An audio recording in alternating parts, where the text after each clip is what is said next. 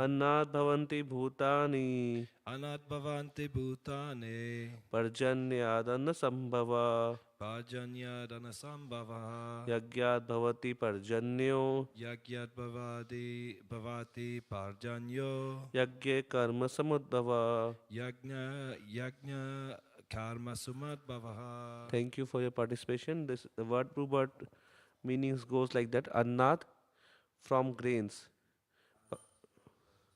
bhavanti grow, bhutani the material bodies, parjanyat from rains, anna of food grains, sambhava production, yagyat from the performance of sacrifice,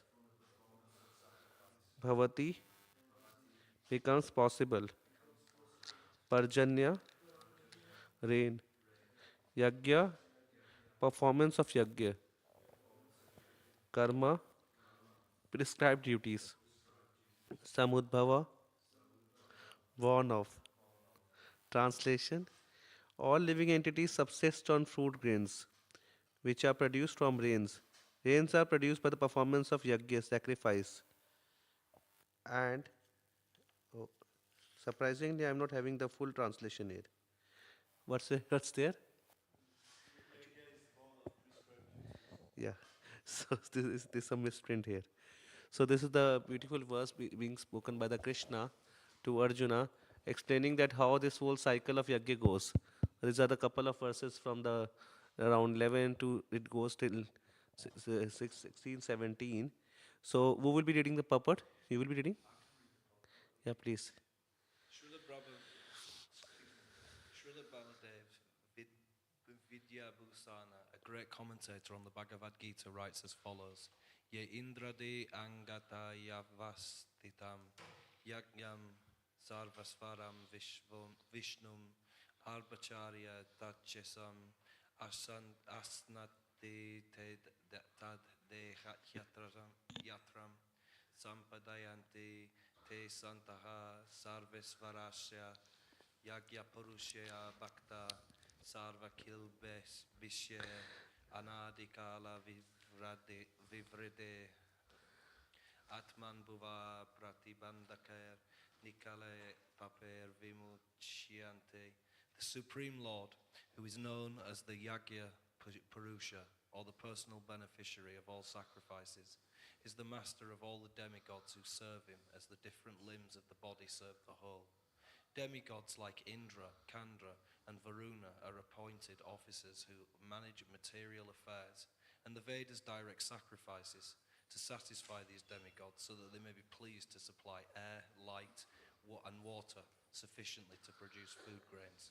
When Lord Krishna is worshipped, the demigods, who are different limbs of the Lord, are also automatically worshipped.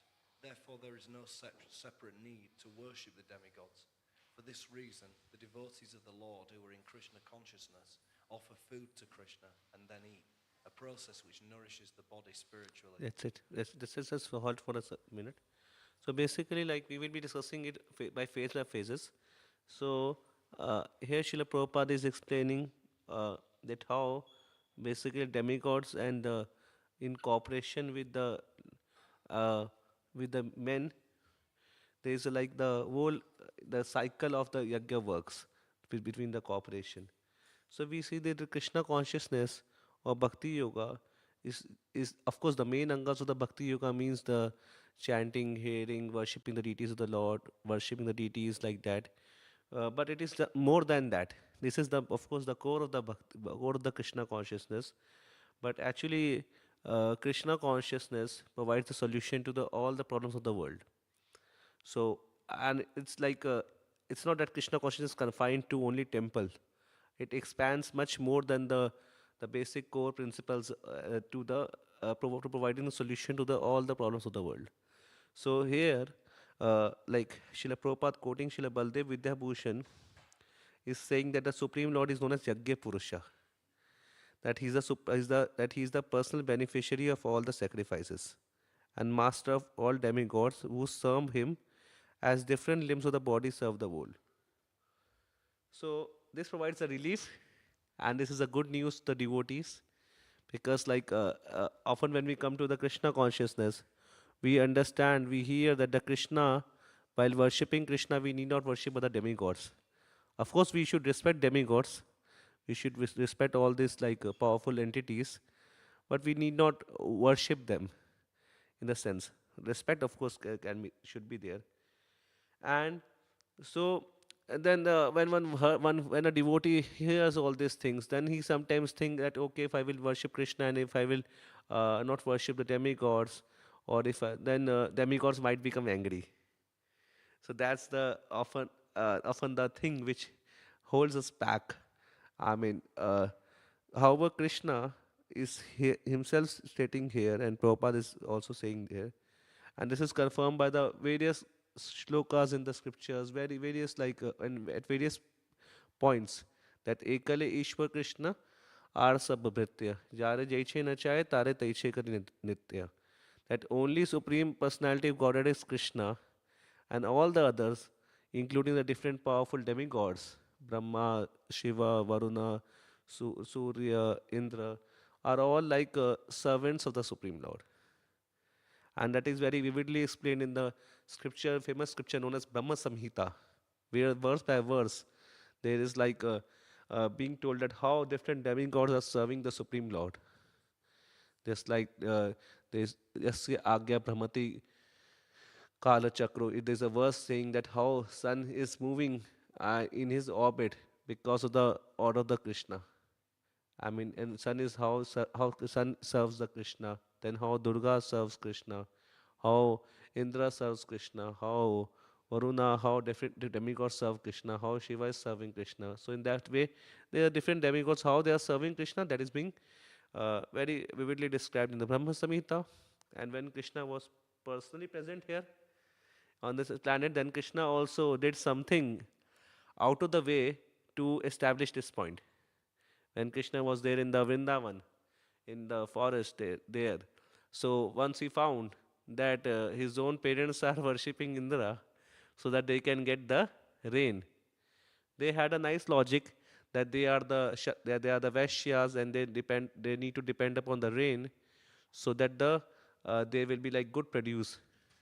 So they had a good logic to worship the Indra, but then Krishna told that Indra is just like uh, uh, Indra will supply the results if you will do the work. So Krishna said, and then finally Krishna established his own worship in the form of Govardhan there, and there was like whole pastime of Govardhan worship, in which Krishna established that how one who has taken shelter of Krishna need not be insecure or flatter any other demigod or go to any other demigod.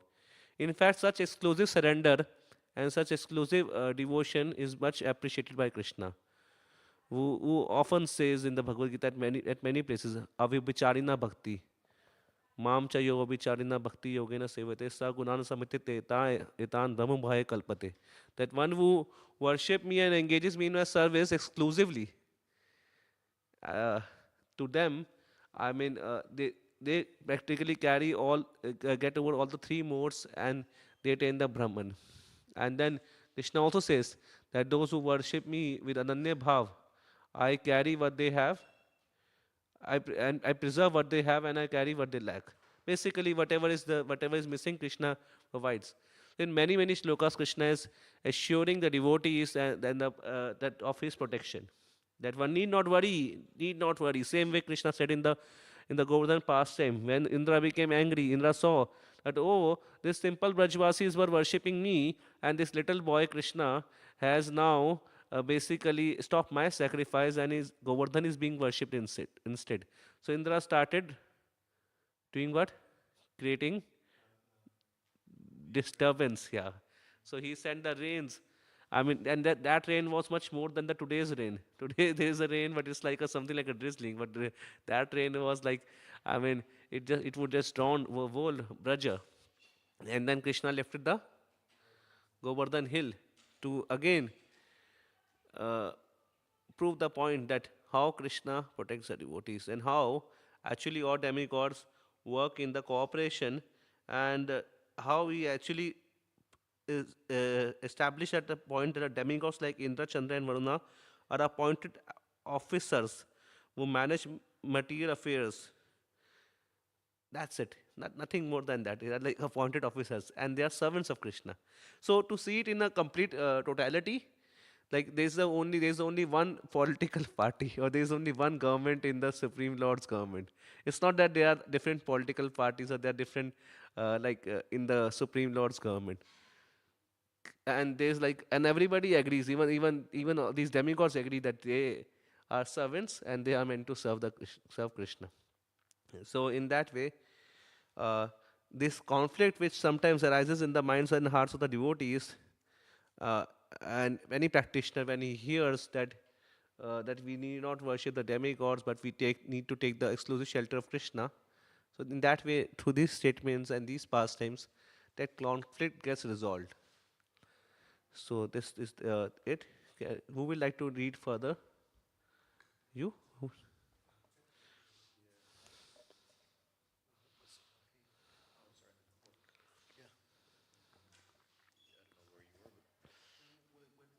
From by such actions. By such action, not only are past sinful reactions in the body vanquished, but the body becomes immunized to all contamination of material nature. When there is an epidemic disease, an antiseptic vaccine protects a person from the attack of such an epidemic. Similarly, food offered to Lord Vishnu and then taken by us makes us sufficiently resistant to material affection. And one who is accustomed to this practice is called a devotee of the Lord. Therefore, a person in Krishna consciousness who eats only food offered to Krishna can counteract all reactions of past material infections, which are impediments to the progress of self-realization. Yeah, just hold on. So this is like again like giving the point that how basically the food which is offered to Krishna has the power to immunize all the past sinful, all the contamination of material nature. So this is basically the glories of the food offered to Krishna. So it's not that we just we just take prasadam only because of the its taste, but actually the prasadam, glories of the prasadam or the food of sanctified food is immense. I mean, Prabhupada is saying that if there's an epidemic, then an antiseptic vaccine protects a person from the attack of such an epidemic. And we just had a long history, a long experience of the epidemic and pandemic. So we can just like appreciate this statement that how an antiseptic as an antiseptic vaccine can help in the facing the pandemic or epidemic. Similarly, how the food which is offered to Krishna, and by taking that food, we become relief of all the material contaminations. And to have such a strong faith is what makes the a devotee more and more firm. Like Prabhupada is saying here, like this is one can counteract. Therefore, a person in Krishna consciousness who eats only food offered to Krishna can counteract all reactions of past material infections. I mean, all material infections. It's not that partial material infections. All material infections can be counteracted simply by taking the prasad which is offered to Krishna. That much is the glory of the Krishna prasad. So therefore, Srila Bhaktivinoda Thakur Manotacharya says that prasada seva haite sakala prapancha jaya. In the Ekadashi bhajan, he says that when I taste the prasadam which is offered to the Lord, all the prapancha, you understand? All the basically big mirage and the what do you say, very big illusion, network of illusion gets over. As soon as I take what? Krishna prasad. So similarly, we sing this prayer, beautiful prayer. शरीर अविद्या जाल जड़ेन्द्रिय ताहे काल जीवे फैले विशेष सागरे तार मध्य जीवाती लोभ में से दुर्मति. The prasadam prayers, like such so beautiful prayers. I mean, if we just meditate upon these prayers and take some time out of our life to meditate on this, even while speaking, not speaking like a parrot, but just meditating upon it, that this whole body is a net. Yeah, this whole body is a network of illusion. Sharir avidya jal. Avidya means illusion, and then jal means network. This whole body is a network of illusion, and in that their senses are like about to devour us practically, and in that way living in it is in a helpless position. And amongst them, the tongue is the most formidable enemy. This tongue is the most formidable enemy, which is it is very difficult to control this tongue. And so, what? So how? But how can the tongue be controlled? By taking prasad. Therefore, this is a very beautiful verse. Ata Shri Krishna Namadi Namavid Grahayam Indriya Sevan Mukhe hi Jivado Swayam Spirta Yada. That Shri Krishna's name, fame, form, everything is basically not approachable by these material senses, this blunt material senses. Because Krishna is transcendental. Krishna is not Krishna's name, form is not material. It is transcendental, and this is like the blunt senses. So we cannot actually approach the Krishna. But there is one simple way with which one can approach Krishna is that through service, and that service begins from tongue. Sevan mukhe hi jivado swam ev spurta yada. So tongue has two businesses. Prabhupada explains. One business is, what is the business of the tongue? Yeah, speaking and eating. So tongue has two function: to speak and to eat. So so through tongue we speak what? Hare Krishna, Krishna Krishna, Hare Hare, Hare Ram, Ram Ram, Hare Hare. So through tongue we chant the holy name and we discuss philosophy like we are discussing now. And through tongue we taste the prasad which is offered to the Lord. The, so in that way we can actually uh, overcome any any obstacle in Krishna consciousness. Srila Prabhupada is saying this makes us sufficiently resistant to material affection. So, so you continue, please, reading from there. On the other hand, On the other hand, one who does not do so continues to increase the volume of sinful action, and this prepares the next body to resemble hogs and dogs, to suffer the resultant reactions of all sins. The material world is full of contaminations, and one who is immunized by accepting prasadam of the Lord, food offered to Vishnu, is saved from the attack, whereas one who does not do so becomes subjected to contamination. yes. So, like this material world is full of contamination, and if one takes prasadam, then one is saved. Otherwise, one is subjected to contamination, just like the epidemic. What happens if one doesn't take the vaccine in the epidemic? He will get disease. It's as simple as that.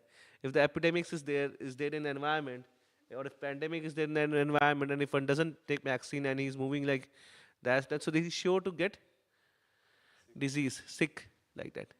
So if one is not taking the food offered to Krishna, then one's sinful reaction will increase more and more, and that karma will increase. Karma's reaction will increase, and then naturally he will be accustomed to more and more of the mode of ignorance and passion, and thus resulting in the next body like hogs and dogs, which Prabhupada is saying. So that's a simple scientific thing. I mean, there is no discrimination like it's a simple rule, scientific rule in that way. So Krishna is being fair enough by saying that if we take this, then we will be saved. If we don't take this, then we will be entangled. So it's up to us whether we want to take it or not take it, like that. So next paragraph. Food grains or vegetables are factually eatables. The human being eats different kinds of food grains, vegetables, fruits, etc. And the animals eat the refuse of the food grains and vegetables, grass, plants, etc. Human beings who are accustomed to eating meat and flesh must also depend on the production of vegetation in order to eat the animals. Therefore, ultimately, we have to depend on the production of the field and not on the production of big factories. The field production is due to sufficient rain from the sky, and such rains are controlled by demigods like Indra, sun, moon, etc. And they are all servants of the Lord. The Lord can be satisfied by sacrifices. Therefore, one who cannot perform them will find himself in scarcity.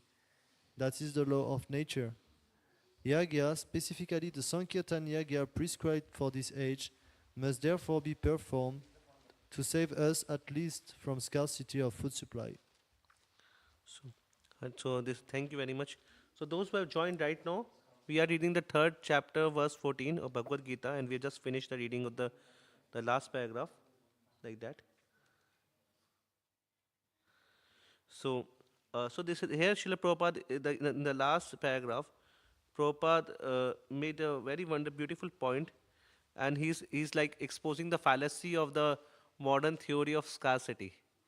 Srila Prabhupada, as an expert in himself, I mean, yeah, many different scholars, philosophers would often meet him, and there are many such conversations and articles like that.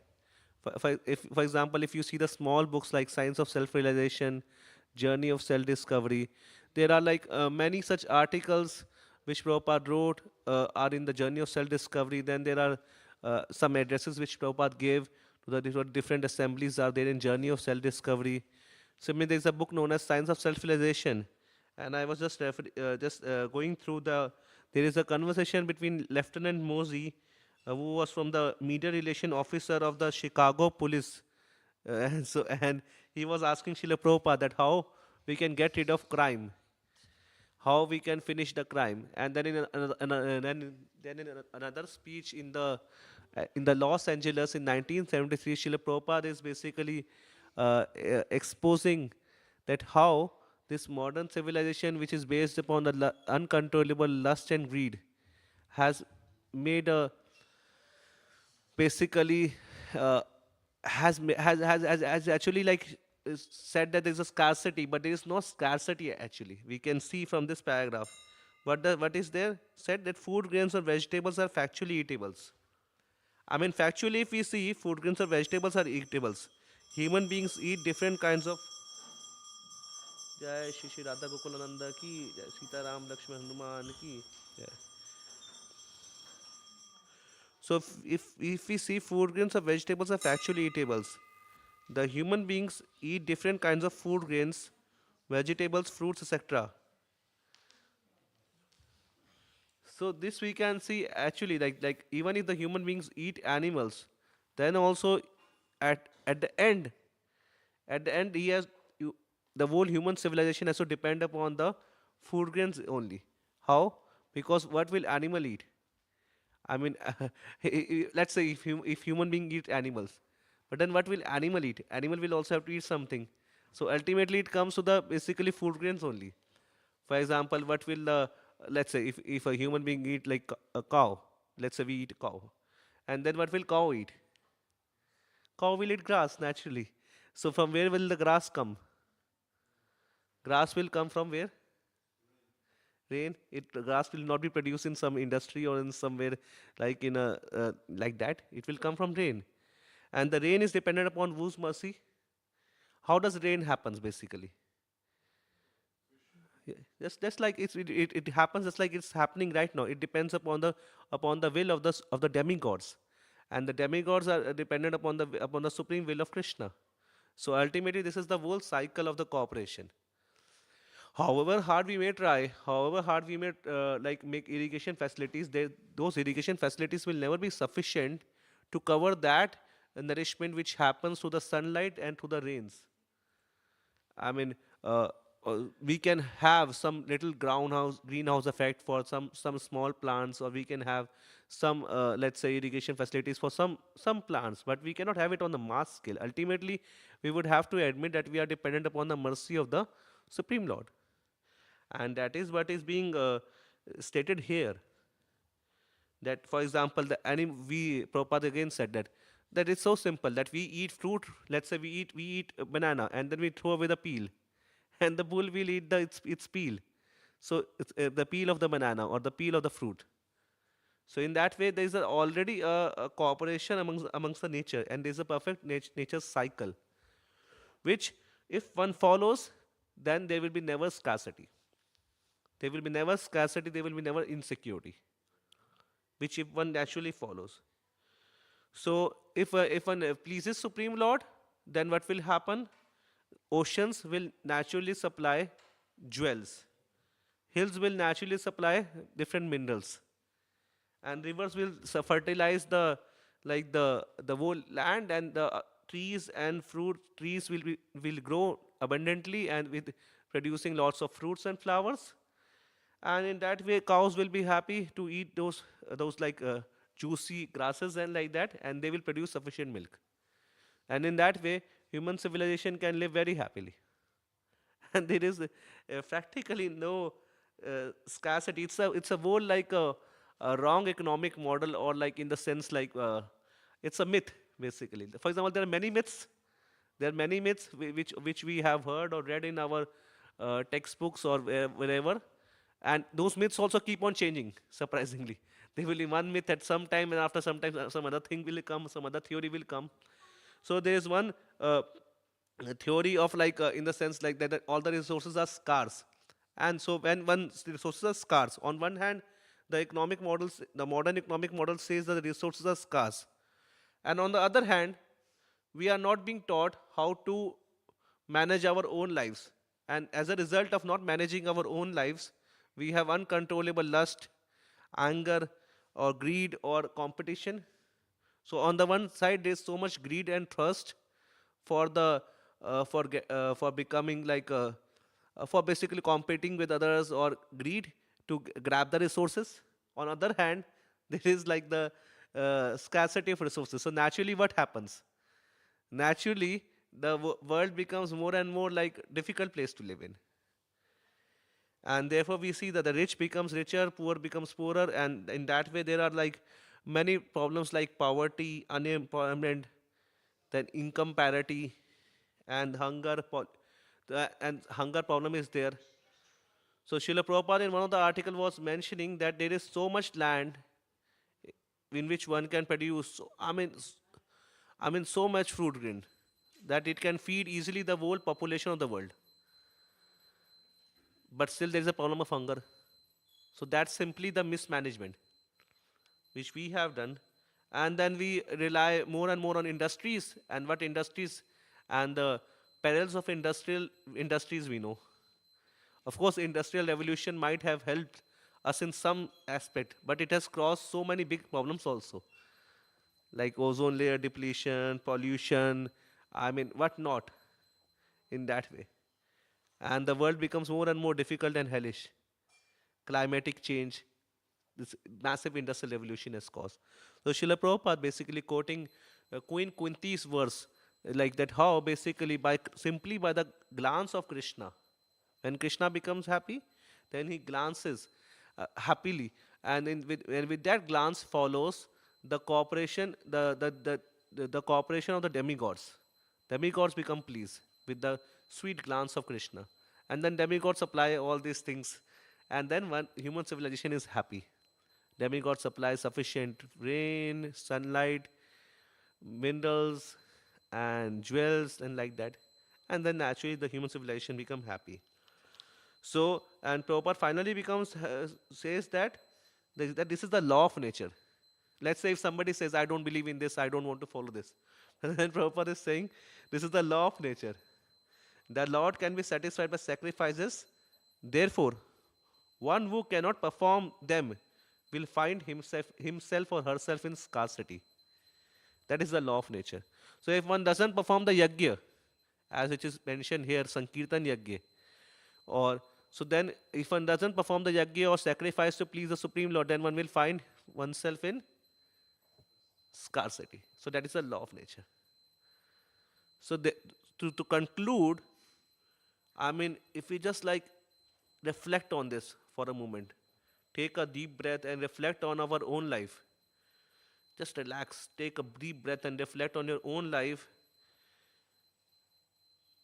Whenever we find ourselves in some incompleteness, whether in our heart or anywhere there is some incompleteness, there is some scarcity. Oh, this is not right, this is not right, this is less. Or insecurity, or envy that why other person is getting more, why she is getting more, why I'm not getting more. Or any sort of envy. Or a desire to grab competition, like okay, I must grab it before then he or she grabs it. And so it's a time to pause. It's like an alarm radar. It's a time to pause and reflect that whether I am doing yajna or not in my personal life. In my personal life, in my personal life, which part or which parts of my life and what possessions are not being offered in yajna. So that is the like food for thought for us. Like I mean, just reflect and pause and ask this question: that am I doing sufficient yajna? Am I working sufficiently to please Supreme Lord?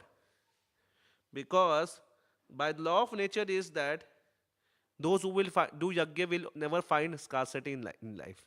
Will never find scarcity. Will never find insecurity. Will never find any incompleteness in life. Those who will do yajna. So that's the message of this verse. And of course, now I invite you all for some questions and reflections. And if not, then we will summarize the whole thing. Because some of the points which we discuss might be challenging to our beliefs which we have harbored over the life. So therefore, it's good that if we can have some questions and discussion like that.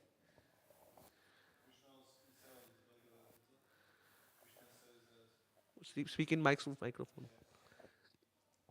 I thought about this verse in the Bhagavad Gita that confirms the purport. Krishna says that the devotees of the Lord, they are free from all reactions by eating foodstuff offered to the Lord. But those who only eat food for their own sense gratification, they just eat sins. Yes.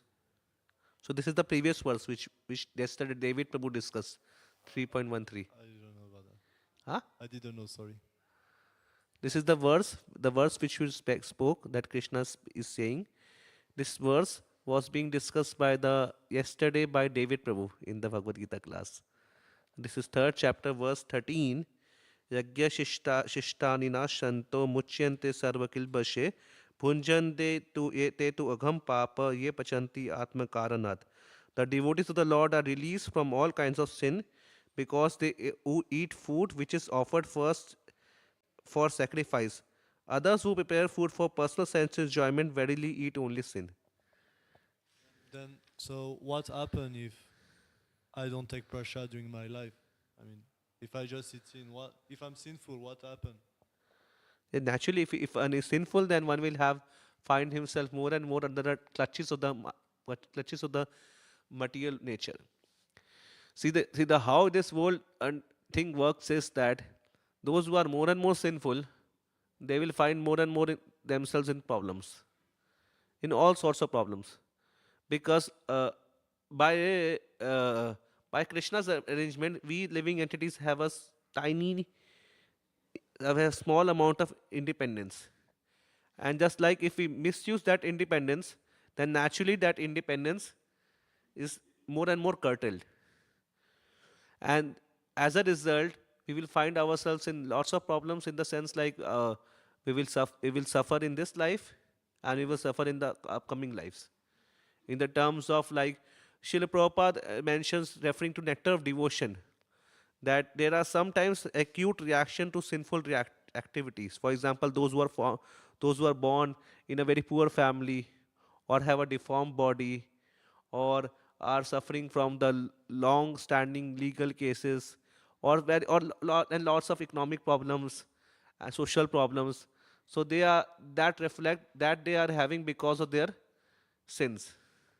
So this is the so therefore in that way a sinful person will suffer in this life also and will suffer in the next life also. In the next life he will go to the purific to acute purification by going into the hells. It's being said that there are like many types of hells in Bhagavatam. It is explained where a living entity is being punished for the sins he has done or she has done in this life. And that makes logic also, because if we break a law, then naturally we are punished, and that punishment is actually the mercy, so that we get reformed of our mentality to commit sins. So that's mainly reformation through which we go. So either we reform ourselves on our voluntarily, or we will be reformed through this painful process. So any other further questions or reflections from this side? Yes, please. Yeah, microphone is coming to you.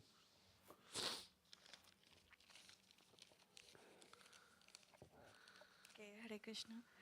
Um, Maybe I misheard you or didn't understand. So forgive me if the question is wrong. No, please. Yes, So thank you. as you said, the cow eat grasses. So what I understood from your speech, so it's a life cycle. Yeah. Exactly. So when you say it's life cycle, and when we follow Krishna, we say we should be a vegetarian. So how this work? Life cycle is say this person like this one eat this and this goes like a circle. So how you gonna explain that? Basically, like it says like that in it's being said in scriptures that one living entity is the food of another living entity. So that is the nature's law. You see that a bigger living entity, bigger animal will eat smaller animal. Big fish will eat small fish. In that way, that's a natural understanding which everybody would agree. I mean, whether scientists, philosophers, even those who don't agree with Bhagavad Gita, they will also agree with this point. Now, what is the problem is that the we out of our greed have come up with the theory that that a man is omnivorous. Man can eat both the flesh and both the, I mean, and plants and like that. Basically, it can eat the roots also and it can eat the flesh. But that's not actually being meant like that, because the way our teeth are, the way our lifestyle intestines are, they are meant to be more for the vegetarian diet. Vegetarian diet means that which is being like uh, that in simple sense, vegetarian diet means like it's not like flesh. We are not meant to eat the flesh and all those things. That's how our teeth are and everything works in our digestion works. So the problem is that we have come up with this theory. Otherwise, like if we simply go by this life cycle, then then Krishna is saying that this life cycle is there, and if we follow this life cycle, and especially if we work for his satisfaction, then we will find that all our food grains, all our needs are being taken care of. Needs not only on the basic level of food, but all sorts of needs are being taken care of. For example, like for healthy mind, what do we need? What do we need for healthy mind? Green vegetables, healthy diet. And I was also reading something that for healthy mind we need ample space. That there is some like ample space. We sometimes say, no, that I am feeling spaced out. I need some space. That means my mind is so much clouded. For healthy mind, we need fresh water, nice water, not that like the water is contaminated or like water is dirty. We need to take regular bath, and we need some ample space and fresh air, sunlight like that. So that and good music. So for all these needs, we are dependent ultimately upon the demigods, and the demigods are dependent upon the Krishna, and so in that way, ultimately, we are dependent upon Krishna. So that's what is being said here, that when we perform yajna, all our needs on the physical, mental, intellectual, spiritual level are being taken care of, and one will never find himself or herself in scarcity. So that's the basic understanding. For example, all these demigods are like appointed officers of something. For example, for the music, there's one demigod who is like the appointed officer of the music. Then there's one demigod who is the appointed officer of dance. So we like for mind, we sometimes dance. We sometimes dance to release our mind. So for all this, like for air, there is an appointed officer. For water, there is an appointed officer. For the sunlight, there is an appointed officer. So ultimately, this is the like the cycle of cooperation. We perform yajna, sacrifice for the pleasing Krishna, who is the master of all demigods and human beings and all species of life.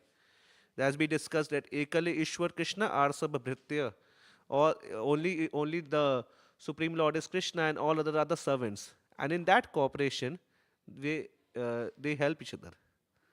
So that is the harmony in which we can live when we perform the yajna. Any other question or thought or reflection? From back. Okay. So to summarize, basically we discussed this third chapter, verse 14 of Bhagavad Gita, in which Krishna is saying that all living entities subsist on food grains which are produced from the rains. Rains are produced by performance of yajna, and what's the what and so this is the verse, and then we discussed basically on the 3 points in this. The first point was uh, that how that bhakti that how bhakti yoga provides the solution to all our problems in the life. It's not simply something like which is based upon the hearing chanting. Of course, hearing chanting, worshipping the lordships, having darshan, coming to temple is the intrinsic part of the bhakti yoga, but the bhakti yoga or Krishna consciousness is much more than that, and it extends much more than that. It's outside the purview of this temple also. That means like it can provide the solution to all our problems, all our issues, and it actually gives us the art of living happily in this world. And how does art work? Then we discussed that that how different demigods are basically the servants of Krishna, and when we actually worship Krishna, when we actually comes to the shelter of Krishna, then we need not worship other demigods. So somebody may think that demigods will become angry. So then we discuss that there is only one political party, or this is in the Supreme Lord's government. It's not that if we will be worshipping Krishna, then the demigods will be angry and they will cause some commotion or like that. There is only one basically one government in Supreme Lord, and in which if different demigods are serving Krishna, different all the human beings are serving Krishna, and everybody is serving Krishna. And this was being elucidated, this was being exemplified by the Govardhan pastime, where we discussed the Govardhan pastime, that how when the people, residents of Vraja, were performing some sacrifice for the worshipping Indra, then actually Krishna stopped the Indra sacrifice and started Govardhan Puja. This Govardhan is still a place in the Vrindavan. It's a mountain which Krishna lifted to protect the Vrajvasis, the residents of Vrindavan, from the wrath of Indra. So then Krishna actually exemplified the point that how those who exclusively surrender to Krishna will never find themselves in any scarcity. Krishna will provide take care of all their needs. So one, we need to take exclusive shelter of Krishna. Then the second point we discussed that how by eating the food grains which are offered to Krishna, prasada, Bhagavad prasada, we get immunized from all the contamination of material nature. We discussed the example of epidemic, that if there is epidemic around, then we need to take vaccination, otherwise we will be affected by the epidemic. So similarly, we need this vaccination for the devotee is Krishna Prasad. When we eat Krishna Prasad, then we actually become immunized of all the reactions. And this the glories of Krishna Prasad were discussed. And finally, we discussed the myth of scarcity, that this is a myth, that there is a scarcity. There is no scarcity if we perform yajna. And we discussed that how actually everything depends upon the food grains, and food grains or vegetables are factually eatables, and the food cycle we discussed. And finally, the takeaway was that whenever we find ourselves in scarcity or any insecurity or any incompleteness, then we need to pause and reflect in our life that which part or what part of my life is not being offered to Krishna, or am I performing sufficient sacrifice to please Krishna? Am I acting sufficiently to make Krishna happy? And so, because by law of nature, if we are trying our best to please Krishna, then we will never find ourselves in any scarcity. Rather, we will find ourselves in abundance. And this is so. So, it's a spiritualist is actually living in the life of abundance. That means the more he gives, the more it grows. The more he gives, the more it grows. So a spiritualist give more and more of his life, time, energy, intelligence, words to please Supreme Lord, and the more one gives, the more it grows. So that was a quick summary of this verse. And the yajna practically means to perform Sankirtan yajna, which means the chanting of Hare Krishna, Hare Krishna, Hare Krishna, Krishna Krishna, Hare Hare, Hare Ram, Hare Ram, Rama Rama, Hare Hare. So this chanting can be done alone also and in the group also. So now we will, in a few minutes, maybe 1 or 2 minutes, we will be having the darshan of the Supreme Lord. And there's a Gaur Arti being written here. We will be singing this Gaur Arti and chanting and dancing in group. So let us join together for the Sankirtan Yagya. Thank you. Hare Krishna. Hare Krishna. Srila Prabhupada ki, Srimad Bhagavad Gita ki.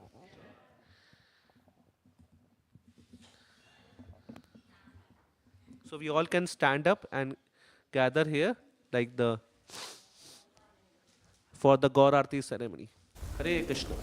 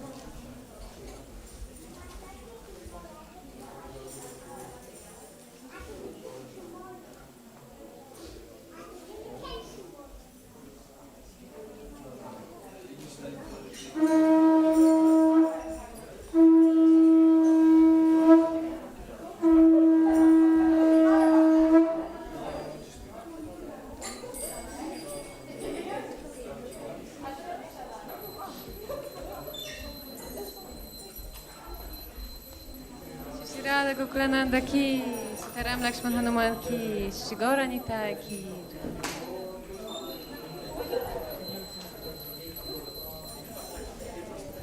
Jayo, Jayo, Gaura Chande, Arati Koshoba.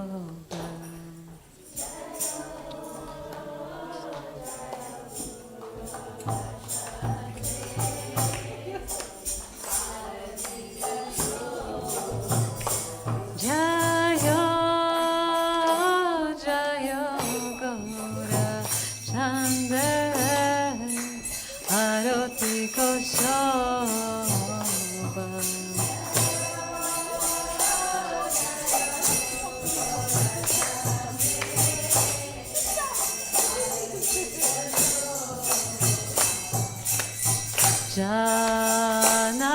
Janavita Tavane Jagamanalopa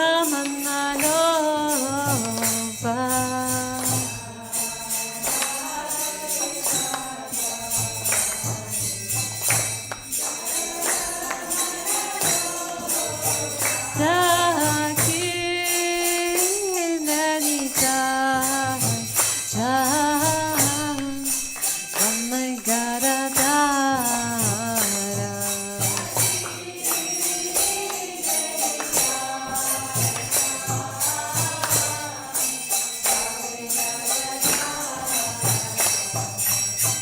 Nigate Advaita Srini Vasa Chakradara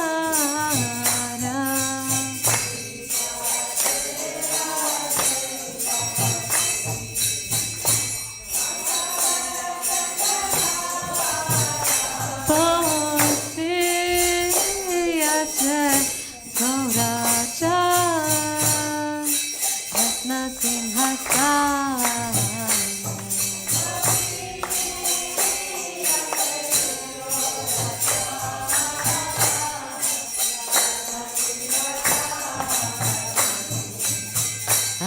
Arati Korena Brahma Adite Vagane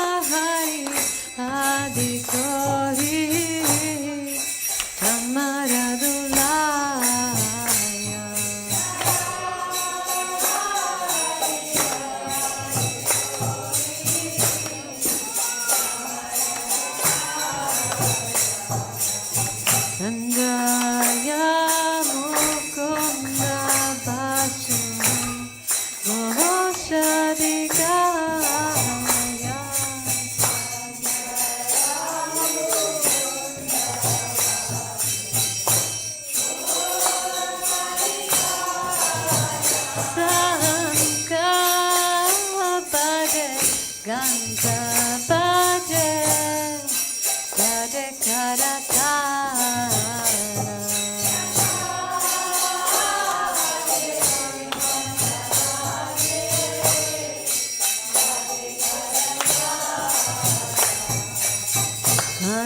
Madhuramri Sangha Bhaje Paramarasala.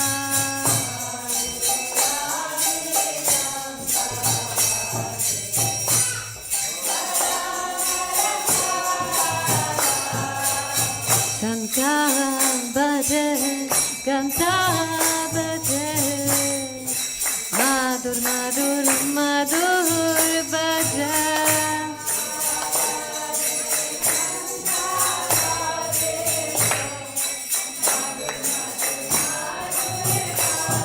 Sangha Bhaje Ganta Bhaje Madhur Madhur Madhur Bhaja.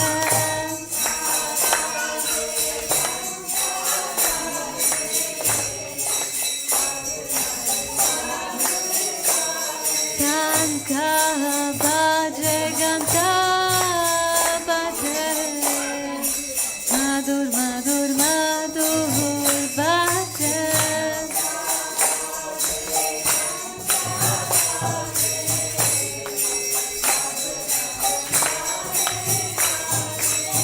Nitai Gaura Hari Bol, Hari Bol, Hari Bol, Nitai Gaura Hari Bol.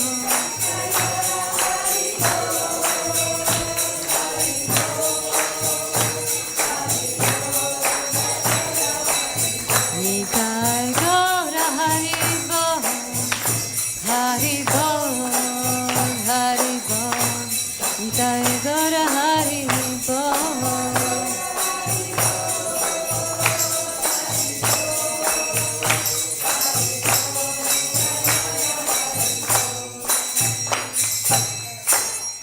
Bahu Koti Chandrajini Vadana Ujvala.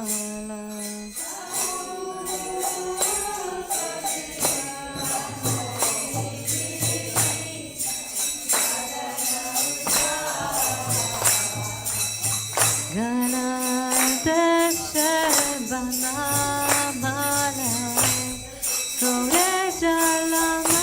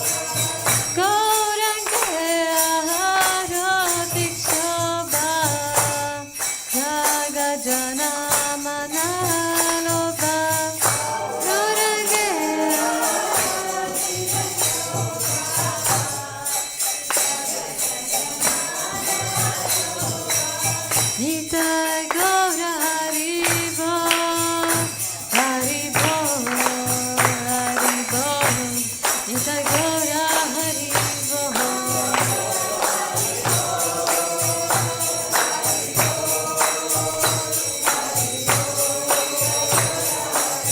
Nitai Gaura Haribo, Haribo, Haribo, Nitai Gaura Haribo.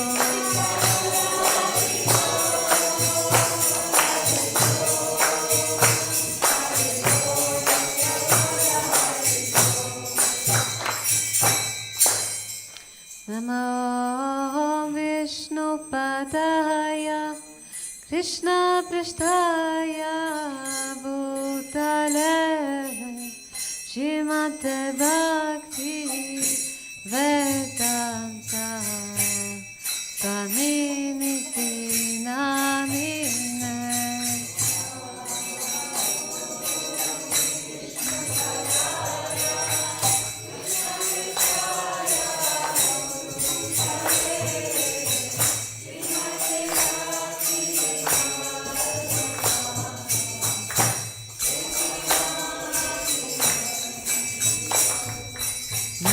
Namaste Saraswate Deve Gauravani Bracharine Nirvishesha Shunyavadi Paschatya Desha Dahine.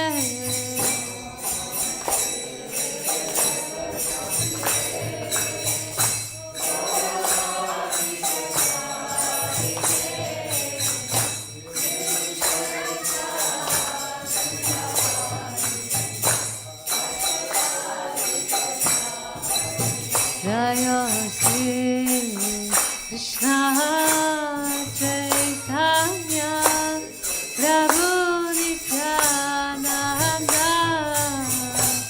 Shri Advaita Gadadhara Shivasadi Gaura Bhakta Vrinda.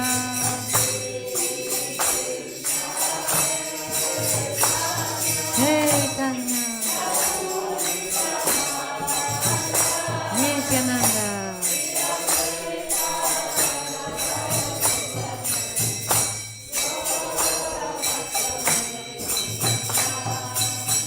Shri Krishna Chaitanya Prabhu Nityananda Shri Advaita Gadadhara Shivasadi Gaura Bhakta Vrinda. Chaitanya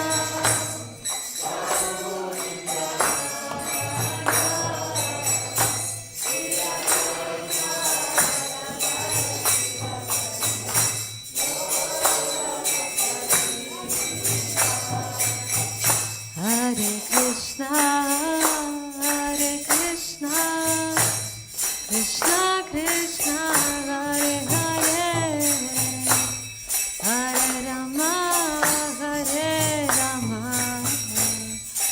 Rama Rama, Hare Hare.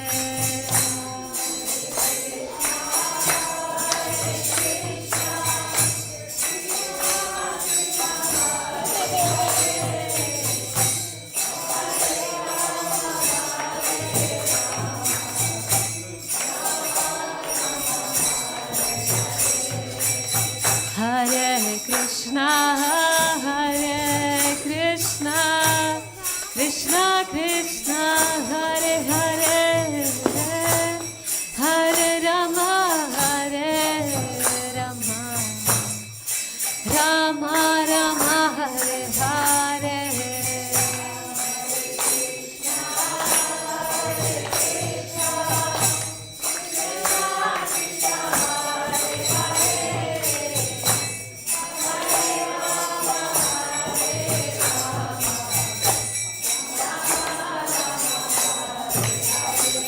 Hare Krishna,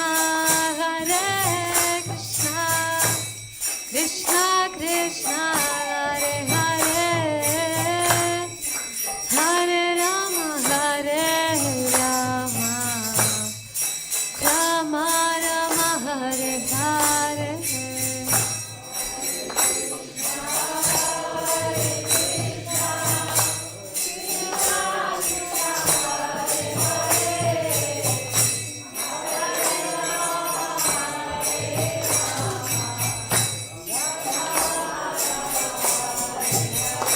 Hare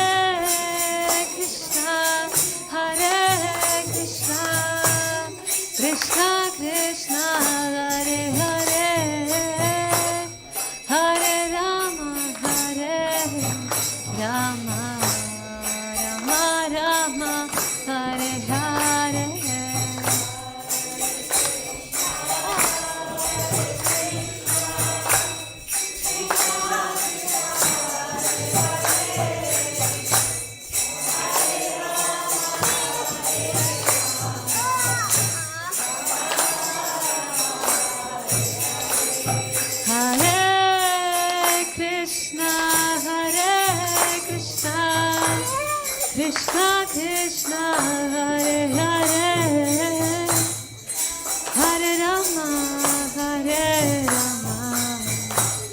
Rama, Rama Rama, Hare Hare.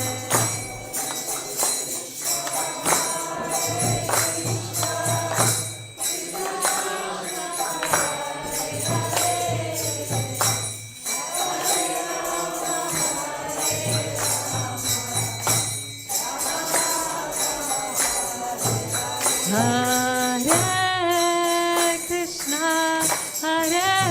Krishna, Krishna Krishna, Hare Hare, Hare Rama,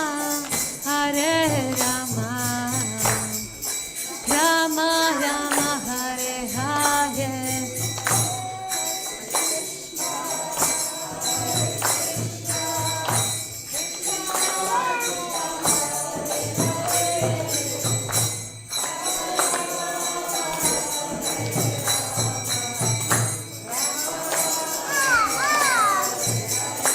Hare Krishna, Krishna Krishna, Hare Hare, Hare Rama, Rama Rama, Hare Hare.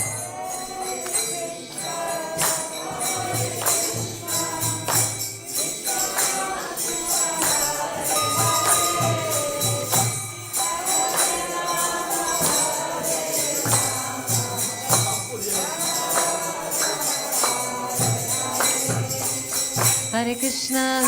Krishna, Krishna Krishna, Hare Hare, Hare Rama, Rama Rama, Hare Hare.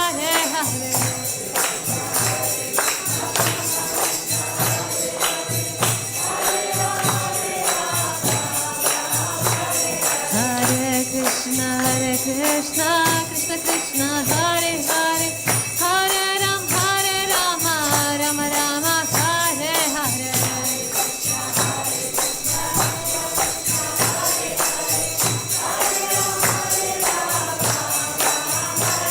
Hare Krishna, Krishna Krishna, Hare Hare, Hare Ram, Rama Rama, Hare Hare. Krishna Krishna, Hare Hare, Hare Rama, Rama Rama, Hare Hare.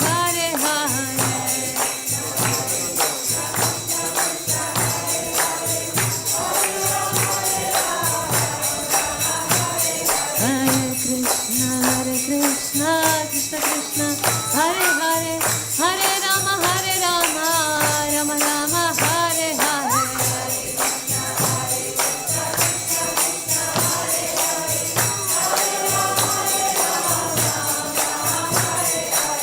Hare Krishna, Krishna Krishna, Hare Hare, Hare Rama, Rama Rama, Hare Hare.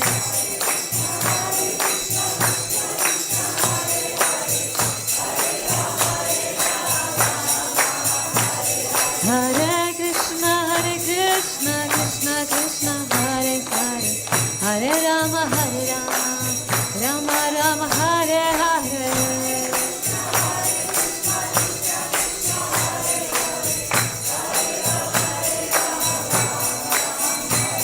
Hare Krishna,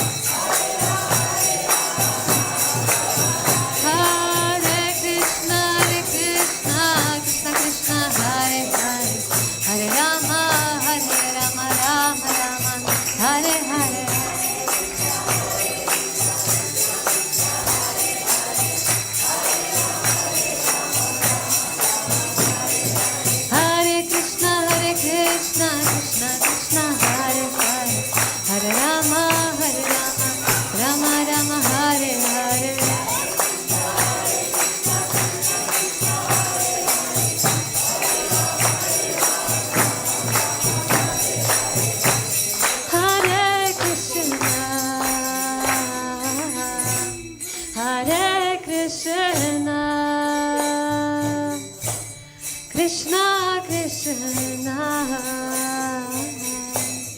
Hare Hare, Hare Rama,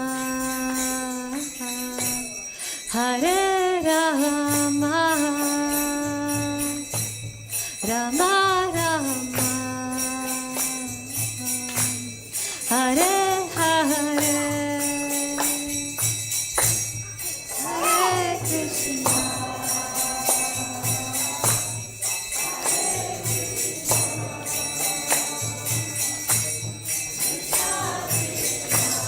Krishna Krishna, Hare Hare, Hare Rama, Hare Rama, Rama Hare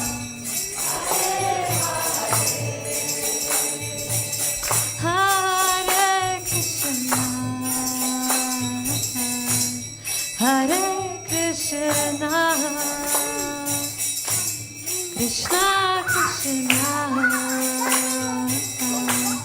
Hare Hare, Hare Rama, Hare Rama, Rama Rama, Hare Hare,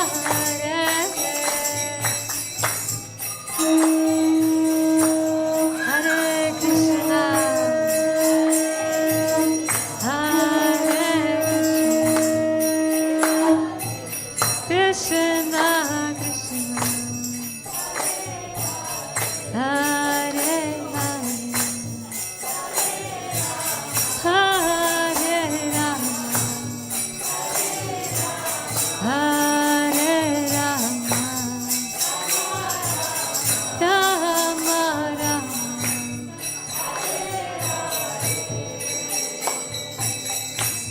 Hare Krishna, Hare Krishna, Krishna Krishna, Hare Hare, Hare Rama, Hare Rama, Rama Rama, Hare Hare,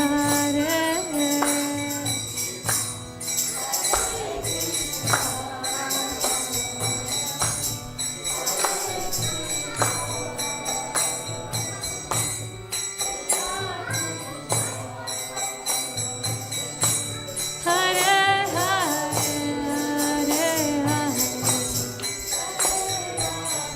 Hare Rama, Hare Rama, Rama Rama.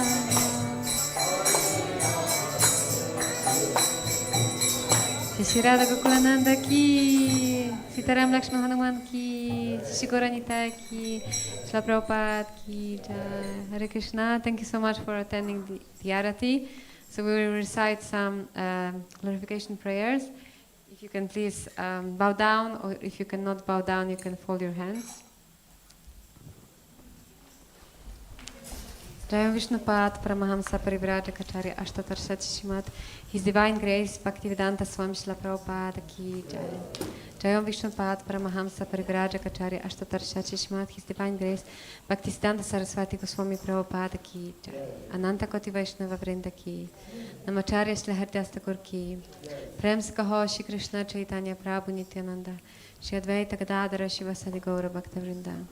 Shri Shri Radha Krishna Gopa Gopinath Shri Makunda Radha Kunda Giri Govardhan ki. Vrindavan Dham ki. Mayapur Dham ki. Jagannath Kshetra Dham ki. Ganga Mai ki. Yamuna Mai ki. Tulsi Maharani ki. Harinam Sankirtan Yagya ki. Samaveda Bhakta Vrinda ki. All glories to assembled devotees. All glories to assembled devotees. All glories to assembled devotees. All glories to Shri Guru and Shri Gauranga. All glories to Shri Prabhupada. So we're going to sing Narsimhadav prayers. Please, if you can stay seated.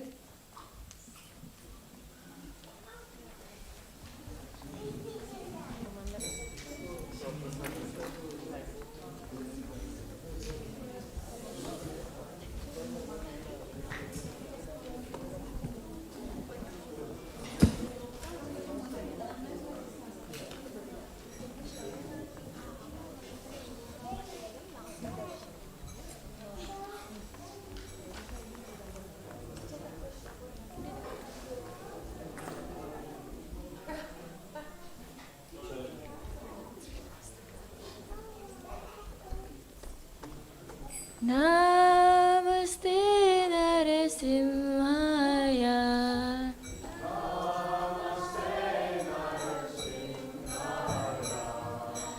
Namaste Narasimhaya.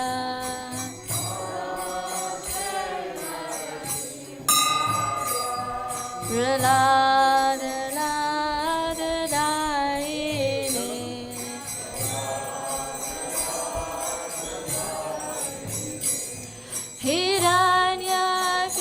Hiranyakashipur Vakshaha.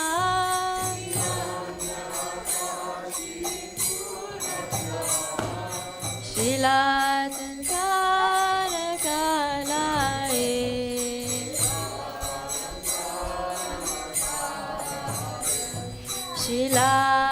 Shilatankara Kalae.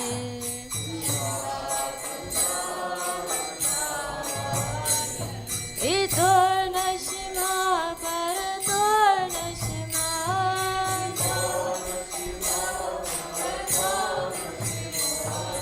Yato Yato Yamita Tor Nashima.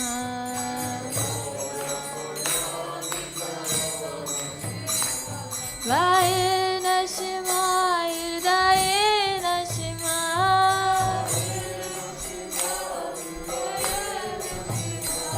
Narasimhamadem Sharanam Prapade.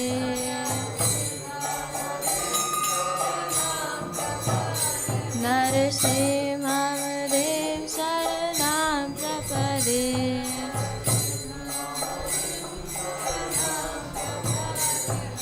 Tavakara Kamala Varena Kam Abhuta Shringam Dalita Hiranyakashipur Danu Bringam Keshavadrita Narahari Rupa Jai Jagadish Hare Jai Jagadish Hare Jai Jagadish Hare.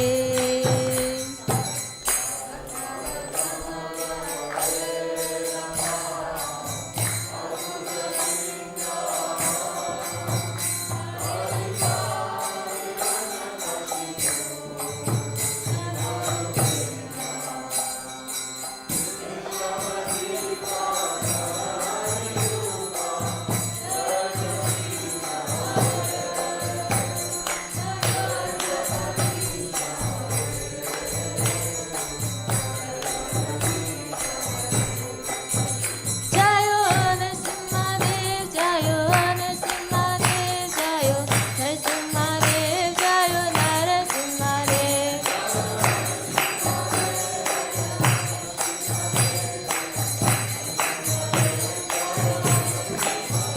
Jayo Prahlad Maharaj, Jayo Prahlad Maharaj, Prahlad Maharaj, Jayo Prahlad Maharaj.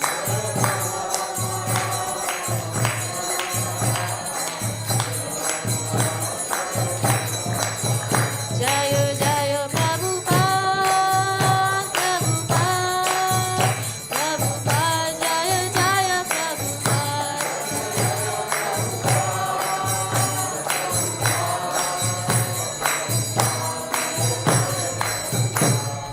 Nrisimhadeva भगवान की जय, श्रील प्रभुपाद की जय, प्रहलाद महाराज की जय.